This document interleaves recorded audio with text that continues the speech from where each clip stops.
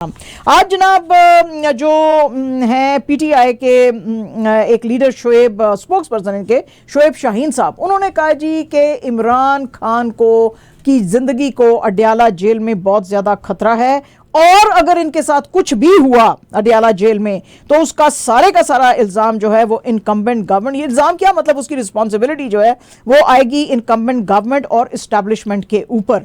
वो कहते हैं जी कि कॉन्स्टेंटली इनको थ्रेटन किया जा रहा है, इनके मर्डर के प्लान्स बनाए जा रहे हैं और जो है वो कुछ भी उसके लिए नहीं किया जा रहा। ये जो टेररिस्ट हैं इनको सारे मुल्क में सिर्फ एक अडयाला जेल ही मिला था अटैक करने के लिए, पाकिस्तान की बाकी जेलें इनको नजर नहीं आई।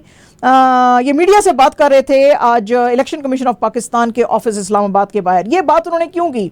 ये बात उन्होंने उस वक्त की जब काउंटर टेररिज्म डिपार्टमेंट जो है उसने इनकी इस जो मीडिया के साथ टॉक थी उससे पहले कहा कि 3 अफगान टेररिस्टों को हमने with the map of Adiala jail जो है and with hand grenades and improvised explosive devices जिनको आईईडीज कहा जाता है उनके साथ अडयाला जेल के बाहर पकड़ा है और ये जो है कुछ भी करने को तैयार थे।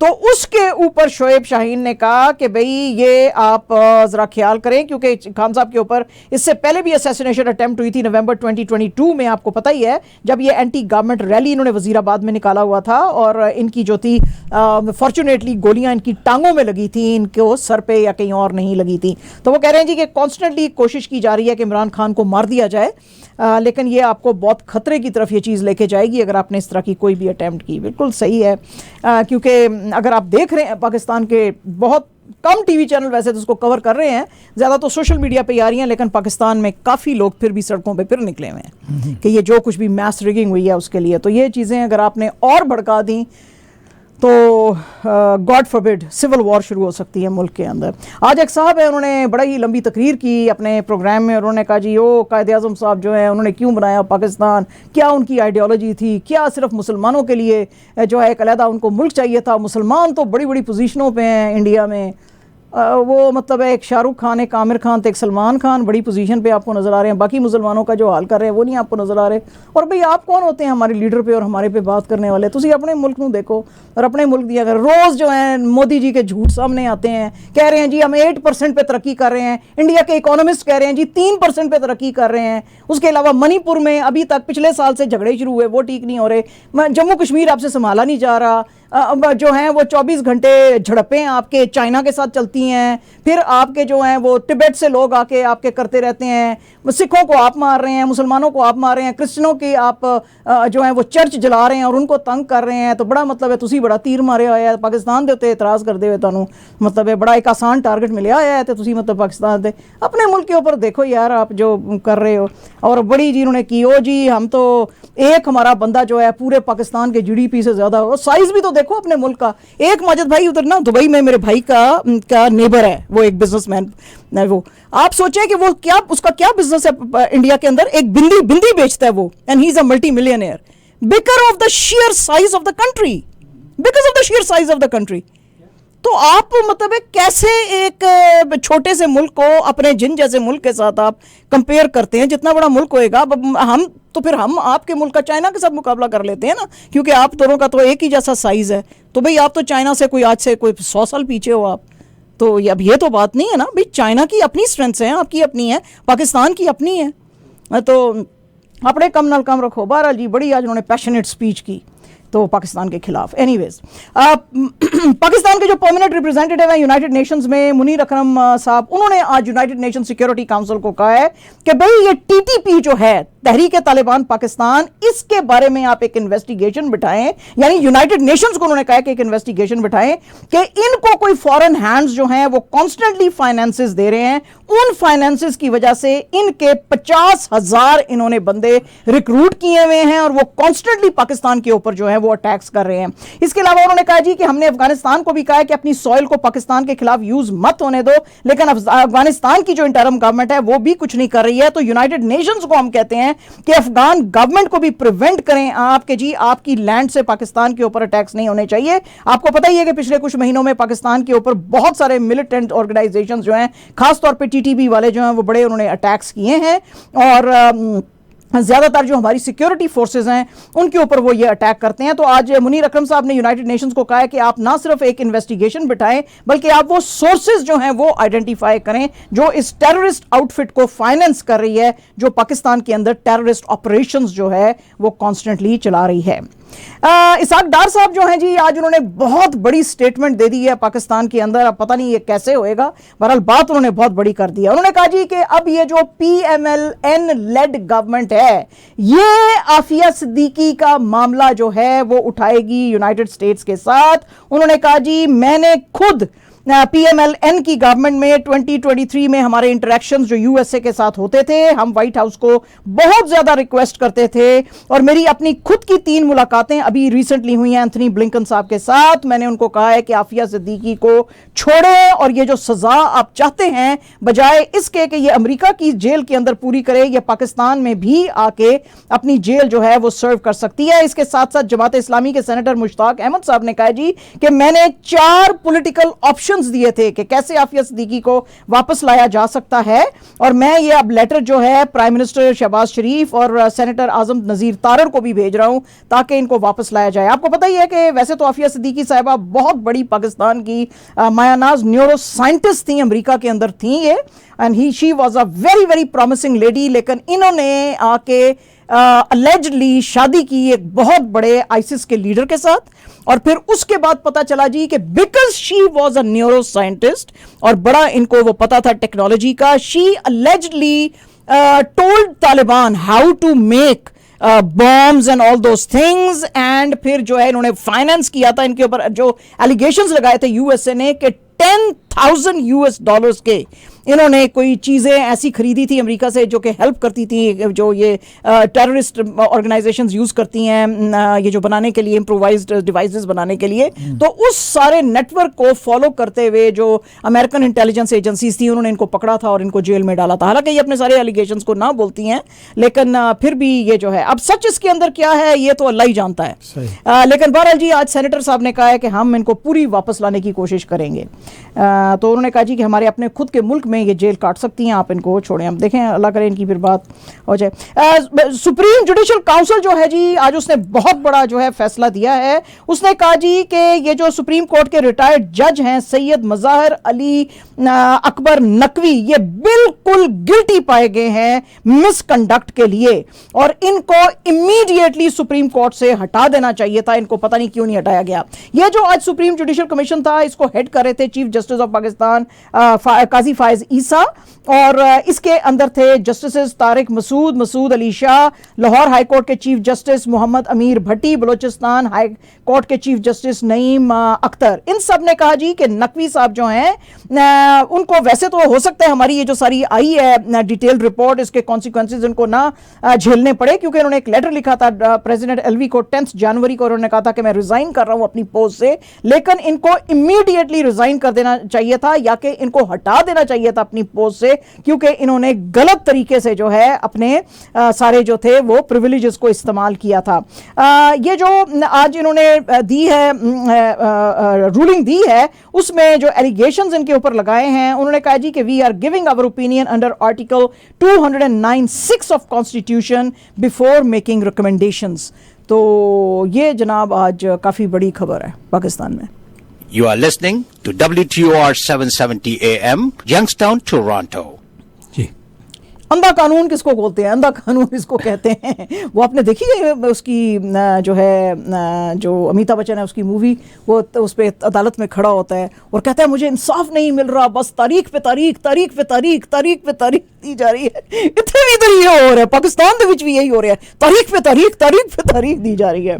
आज इस्लामाबाद की अकाउंटेबिलिटी कोर्ट जो है उसने सस्पेंड किया है perpetual arrest warrants against Nawaz Sharif के जो बेटे हैं हुसैन नवाज और हसन नवाज until March 14 इनके ऊपर आपको पता ही है कि 3 करप्शन के रेफरेंसेस हैं रिलेटेड टू पैनामा पेपर्स, जिसके के अंदर उनको कहा गया था कि जी इन्होंने एवनफील्ड, अल अजीजिया और ये जो फ्लैगशिप इन्वेस्टमेंट के जो सारी प्रॉपर्टीज बनाई हैं ये क्या है, तो इनके खिलाफ जो है ये सारे रेफरेंसेस डाले गए थे। अपने जो काउंसिल हैं काजी मोहिबुल हसन, उनके थ्रू इन्होंने एक एप्लीकेशन फाइल की थी और इन्होंने कहा था कि जी हमारे खिलाफ ये जो सारे केसेस हैं इनको सस्पेंड किया जाए।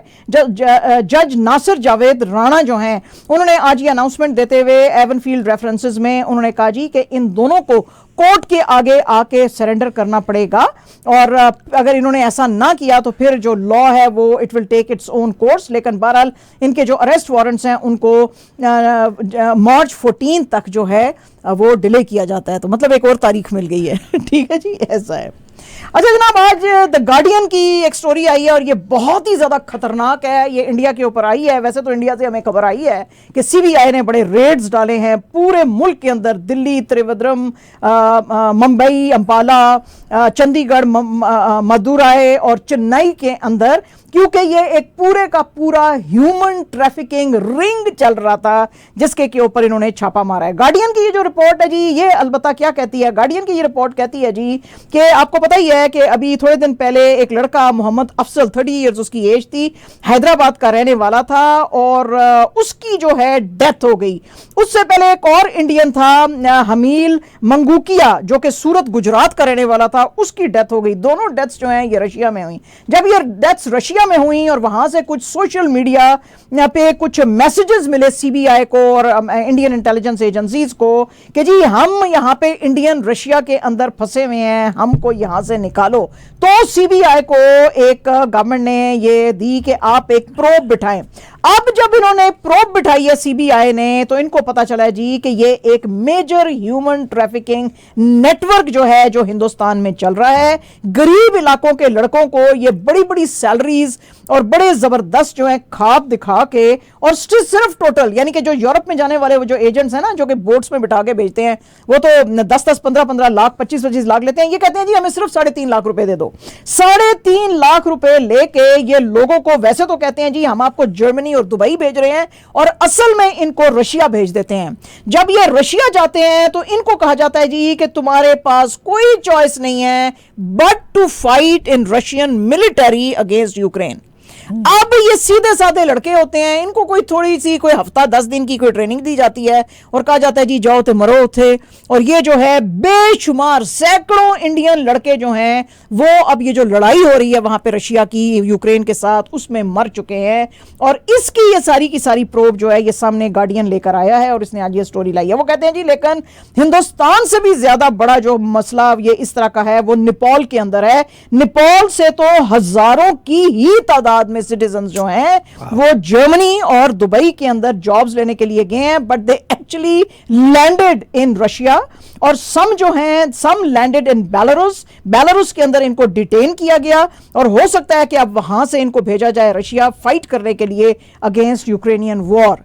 तो ये जो है, हालांकि वो कहते हैं जी कि इंडिया की जो मिनिस्ट्री ऑफ एक्सटर्नल अफेयर्स है वो कॉन्स्टेंटली इंडियन सिटीजन्स को वार्न कर रही थी कि बिल्कुल ये जो एजेंट्स आपको लंबे लंबे ख्वाब दिखा रहे हैं इनके पीछे मत जाओ। बट गुर्बत तो गुर्बत ही, आपको पता ही है, लंबे पैसे कमाने के लिए वो जो है ऐसा रिस्क लेते हैं। तो ये आज जनाब बहुत बड़ी स्टोरी है और इसके ऊपर आज बहुत टिप्पणी रही। अगर आप देखेंगे इंडिया का जो सोशल मीडिया आज ट्रेंड कर रहा है वो इसके ऊपर आज कर रहा है, इस न्यूज़ पे, और अगर आप उनके चैनल्स भी देखेंगे तो उसके ऊपर भी सीबीआई की ये बहुत बड़ी बहरहाल जी मानी जा रही है, बड़ी देन मानी जा रही है कि उसने बड़ा ज़बरदस्त काम करते हुए इस पूरे नेटवर्क को जो है वो पकड़ा है। अब कितने बंदे पकड़े गए हैं, मेन मछलियाँ पकड़ी भी गई हैं कि नहीं, बच्चे छोटे छोटे बेचारे पकड़े गए हैं, क्योंकि बड़े तो जिन जो बैठे होते हैं वो तो पकड़े ही नहीं जाते ज़ाहिर है। लेकिन बहरहाल जी ये बहुत बड़ा था जो ये कहते हैं ये मोदी जी जो है जी, जब से उन्होंने आर्टिकल 370 रिवोक किया था जम्मू और कश्मीर के लिए, उसके बाद से वहां पे उन्होंने चक्कर नहीं लगाया था।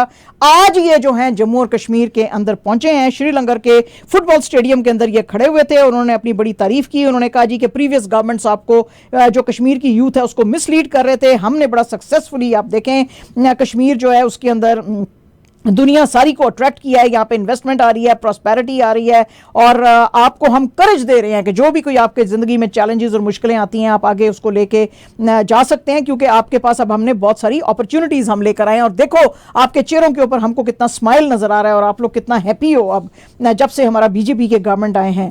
तो उन्होंने कहा जी कि जो मोदी जी जो हैं वो आज उन्होंने ये भी कहा कि हम एक new era of peace and development यहाँ पे लेके आ रहे हैं। अलबत्ता जो क्रिटिक्स और जो लोग हैं वो इस चीज़ को नहीं मानते हैं।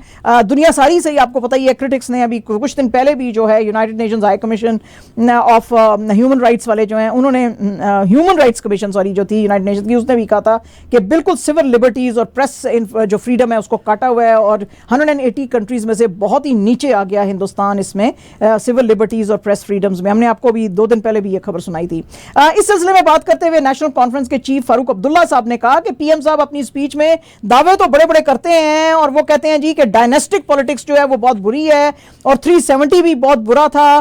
तो राज्यसभा के अंदर उन्होंने क्या अपनी स्पीच नहीं सुनी जो गुलाम नबी आजाद साहब ने कही थी? उन्होंने कहा जी उन्होंने तो गुलाम नबी आजाद ने तो आंकड़े दिए थे, यानी कि नंबर्स दिए थे कि गुजरात में कितनी तरक्की हो रही है और जम्मू और कश्मीर में कितनी तरक्की हो रही है, तो वो आपने नंबर्स भी नहीं देखे हैं, तो आप ये कैसे बात कर सकते हैं? और अगर 370 को हटाना और डायनेस्टिक पॉलिटिक्स इतनी खराब होती तो फिर जो है वो जम्मू और कश्मीर में जो अभी तक 70 ईयर्स में तरक्की हुई है, आपको तो आए हुए 70 ईयर्स नहीं हुए, तो वो कैसे हुई है? तो आज जनाब उन्होंने फिर मोदी जी को ऐसे कहा है, बयान ऐसे नहीं कहते वैसे। और जनाब सलमान खान और कैटरीना कैफ की जो फिल्में आती हैं, टाइगर जिंदा है, टाइगर ये है, टाइगर वो है, टाइगर वड्डा है हैं जी, तो उसके लिए आज बात करते हुए जो फिल्म मेकर है कबीर खान, उन्होंने बड़ी अंदर की खबरें दी हैं। आपको पता ही है कि सलमान उसमें रॉ के एजेंट बनते हैं अविनाश सिंह राठौर, और जो कैटरीना कैफ है वो पाकिस्तान की ISI ऑपरेटिव बनती हैं जोया के नाम से। वो कहते हैं जी कि इनका जो था ब्रेकअप हो गया था असल में 2009 में, और जब हम इन दोनों को कास्ट कर रहे थे तो हम सोच रहे थे कि पता नहीं ये काम कर सकेंगे कि नहीं। ये वैसे तो बहुत एट ऑड्स थे, बहुत अनकंफर्टेबल थे एक दूसरे के साथ काम करने के लिए, मगर मैं इन दोनों की तारीफ करता हूं कि वैसे तो ये अभी भी दोस्त हैं, बट ये उस वक्त एट ऑड्स थे, लेकिन ये इतने प्रोफेशनल हैं कि जब इनको रोप इन किया गया इस फिल्म के लिए, तो इन फिल्म्स के लिए तो इन्होंने बिल्कुल खुशी खुशी काम किया और बड़ा प्रोफेशनली काम किया।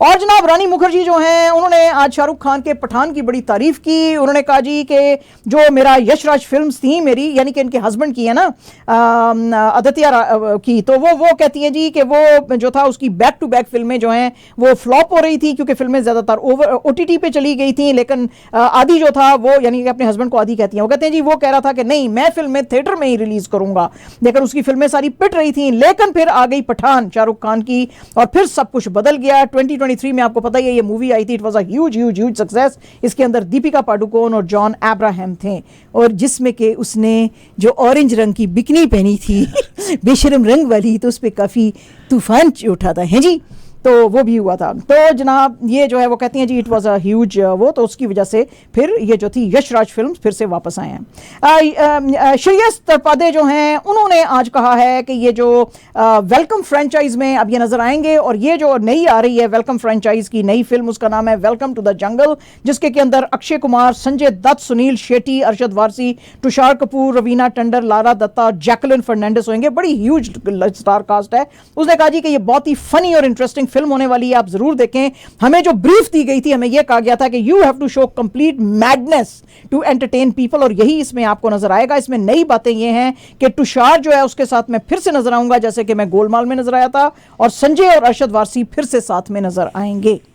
और जनाब आपको याद है माजिद भाई, हर्ष ठाकुर जब हो रहा था वर्ल्ड कप तो उसको हम लेते थे बात करने के लिए। हमारा कनेडियन जो है वो बैट्समैन, ओहो हर्ष ठाकुर ने तो सही, इसको रैप्टर्स में होना चाहिए था, सही रैप्टरें मारी हैं जी, इसने रैप्टे मारे हैं। हर्ष ठाकुर सिर्फ 26 इयर्स ओल्ड, जो कि एक्सक्लूसिवली हमारे साथ 770 पे आके बात करते थे ड्यूरिंग जो है T20 जो ODI जो वर्ल्ड कप चल रहा था उसके अंदर। ये जो चल रहा है अब ICC cricket world cup league 2 games जो कि दुबई के इंटरनेशनल क्रिकेट स्टेडियम में चल रहे हैं, उसमें इन्होंने UAE को हराया बुरे तरीके से कनाडा की टीम ने, और हर्ष ने 113 बॉल्स पे 111 रन्स जो हैं वो बनाए। He made his maiden ODI 100 जो है, और बड़ी ज़बरदस्त इन्होंने गेम खेली। इससे पहले भी इन्होंने स्कॉटलैंड को हराया है, और इन्होंने UAE को दिया था 236 का टारगेट इन 46 ओवर्स, क्योंकि रेन वहाँ पे शुरू हो गई थी, और इन्होंने बनाए थे 241 फॉर 6 इन 49.4 ओवर्स, जो कि UAE नहीं बना सका। तो ये जो सीरीज चल रही है इसमें ये जो 8 टीम्स हैं, Canada, Namibia, Nepal, Netherlands, Oman, Scotland, UAE and US, तो वो उसमें जो है ये बड़े ज़बरदस्त गेम्स जो हैं वो कर रहे हैं और हर्ष ने तो फटे चके हैं। रमीज़ राजा साहब ने आज हुनैन शाह जो कि नसीम शाह के भाई हैं उनके बारे में कहा जी कि ये जब इतने बड़े सुपरस्टार के शेडो के अंदर खेलेगा तो ये अपनी परफॉर्मेंस नहीं दे सकेगा। आपको पता ही है कि ये 3 भाई हैं, नसीम शाह, हुनैन शाह और उबैद शाह, ये सारे के सारे इस्लामाबाद यूनाइटेड के साथ खेलते हैं। तो रमीज़ राजा साहब ने कहा कि इन तीनों भाइयों को अलग-अलग खेलने की ज़रूरत है, खास तौर पे हुनैन को, क्योंकि वो बहुत ज़बरदस्त स्टार है, नसीम के शेडो में अच्छा नहीं खेल सकेगा।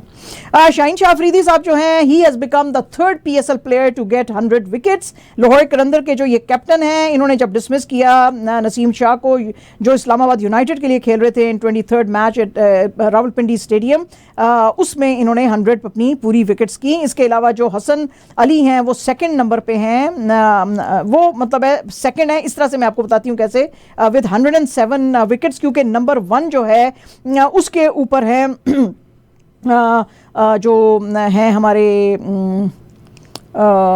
हसन अली, नहीं हसन अली नहीं है, वहाब रियाज हैं, उनके पास 113 विकेट्स हैं। So Wahab Riaz is number 1, Hasan Ali is number 2 107, और फिर अब जो शाहीन शाह अफरीदी हैं इनके पास 100 हैं, शादाब के पास 87, फ़हीम के पास जो हैं 73 हैं। तो इस तरह से जनाब इन्होंने आज 100 अपनी विकेट्स पूरी की। और जनाब आज का जो मुकाबला था इस्लामाबाद यूनाइटेड और कराची किंग्स के बीच में, इस्लामाबाद यूनाइटेड ने 5 विकेट से वो जीता विद 8 बॉल्स टू स्पेयर, और इनको टारगेट दिया था 151 का, जो कि ये पूरा नहीं कर सके। और जो है इसमें बड़ी ज़बरदस्त किस्म की जो बॉलिंग की है, टिमल मिल्स ने को 3 विकेट्स ली हैं और 4 विकेट्स इनकी गिर गई थी कराची की फॉर 15, तो उसकी वजह से जो है इस्लामाबाद यूनाइटेड जीता। एंड जनाब absolutely our last news is about Indian Wells के अंदर बड़े बड़े सितारे आपको नजर आएंगे, जैसे कि नोवैक जोकोविच, कोको गॉफ, और आपको पता ही है नोवैक ने 24 ग्रैंड स्लैम जीते हैं, और नडाल भी इसमें आप नजर आएंगे, उसने 3 इंडियन वेल्स जीते हैं और 22 ग्रैंड स्लैम्स जीते हैं। अनफॉर्चुनेटली नडाल जो है is injured and he has taken himself out. हाँ शायद, हाँ जी, लेकिन इनकी न्यूज़ यही थी कि शायद ये खेलेंगे। लेकिन अब जो नए जनरेशन के आ रहे हैं जो बच्चे, वो बहुत ज़बरदस्त, उनको देखने के लिए दुनिया को मिलेगा कि अब वो कैसे खेलते हैं। कार्लोस आर्केरेस आएंगे, 20 ईयर्स एज है। Italian Jannik Sinner 22 years age है। इसके अलावा Russian Daniil Medvedev, Dane Holger Rune, American 2022 champion जो हैं टेलर फ्रिट्स, और इसके अलावा औरतों के अंदर आएंगी एलेना रूबेकिना, इसके अलावा गॉफ नज़र आएंगी, जेसिका पेगुला, और फॉर्मर नंबर 1 न्योमी ओसाका। तो ये सब बड़े बड़े सितारे नज़र आएंगे। Not to worry about that. आज Toronto Maple Leafs and Boston Bruins का गेम है आज रात को। आज वो उनको बर्न करेंगे, बर्न करेंगे। Don't forget to watch that. And उसके बाद फिर 9 बजे फिर रैप्टर्स, यस, रैप्टर मारेंगे, फिनिक्स के साथ उनका गेम है। तो don't miss it, beautiful games.